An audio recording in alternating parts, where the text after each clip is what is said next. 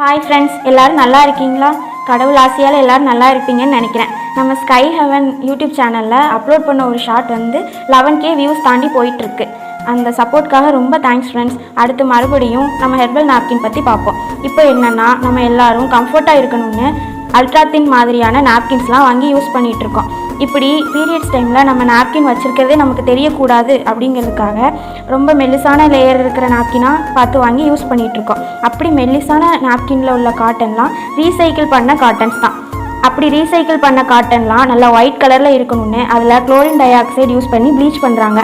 அந்த மாதிரி ப்ளீச் பண்ண கெமிக்கல் காட்டன்ஸ்லாம் யூஸ் பண்ணுறதுனால நமக்கும் நம்ம ஹெல்த்துக்கும் நிறைய ப்ராப்ளம்ஸ் வருது.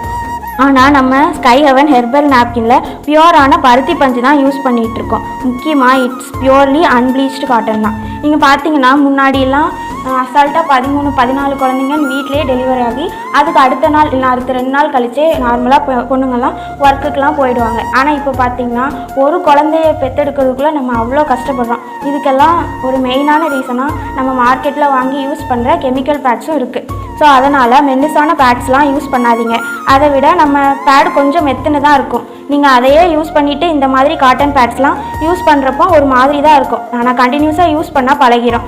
ஸோ அல்ட்ராத்தின் லேயர் மாதிரியான கெமிக்கல் பேட்ஸ்லாம் யூஸ் பண்ணாமல் நம்ம ஸ்கை ஹெவன் மாதிரியான காட்டன் பேட்ஸ்லாம் யூஸ் பண்ணுங்கள். மேலும் எங்கள் வீடியோ பிடிச்சிருந்ததுன்னா லைக் பண்ணுங்கள், ஷேர் பண்ணுங்கள், எங்கள் சேனலை சப்ஸ்கிரைப் பண்ணுங்கள் ஃப்ரெண்ட்ஸ். தேங்க்யூ, பாய் பாய்.